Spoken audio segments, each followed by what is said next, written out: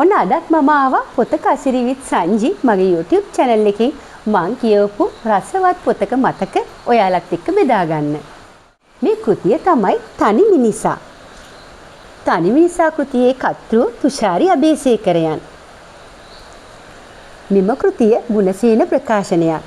මිල රුපියල් 700යි. මේ පොත පිටු 422කින් සමන්විතයි. තනි මිනිසා නවකතාවේ කර්තෘ තුෂාරි අබේසේකර. තුෂාරි අබේසේකරයන්ගේ ලාභ යපල් කෘතිය කියවීමෙන් පසු මට කියවන්න හම්බුණු දෙවෙනි කෘතිය තමයි තනි මිනිසා. මෙම කෘතිය ලිවීමට පාදක වී ඇත්තේ මිතුරියන් තිදෙනෙකුගේ අපූර්ව මිතුදමක් හා ජීවිතයේ තනි වූ හුදෙකලා වූ මිනිසෙකුගේ අතීත ජීවිතය ගැන.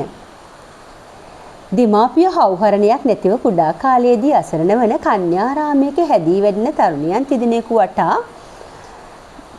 සහ සමාජයේ ධනවති පන්තියේ ජීවත් වන චරිත කිහිපයක් වටා ධනපති පන්තියේ සිට කම්කරු පන්තිය දක්වා සමාජ ක්‍රමය හැඩගැසී ඇති ආකාරය තුළ ඔවුනොවුන් මුහුණ පාන විවිධ සංසිද්ධීන් කිහිපයක් ඇසුරු කොටගෙන උදාහරණ සපයමින් බොහෝ සිද්ධි රාශියක් එයට එකතු කරමින් කෘතිය ලියවිලා තියෙනවා.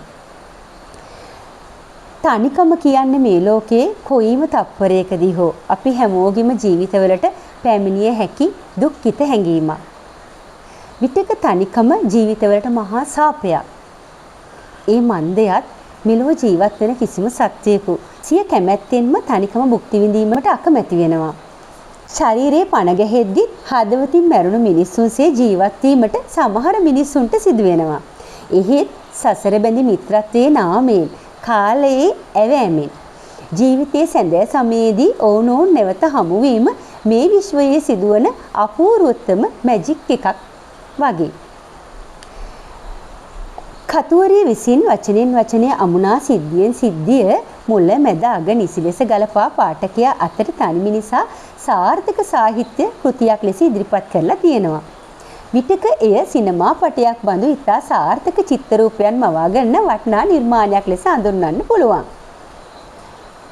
කතාව පාඨකයා හමුවේ තැබීමේදී වර්තමානයේදී සිදුවීම් මූලික පරිච්ඡේදය තුලින් ඉදිරිපත් කර ක්‍රමක්‍රමයෙන් අවුරුදු 20ක් දක්වා දිවෙන අතීතයකට පාඨකයාව රැගෙන යමින් මෙලෙස වත්මන තනි වූ මිනිසාගේ අතීත නිදන් කතා වස්තුව මදින් මද ගෙනහැර පානවා.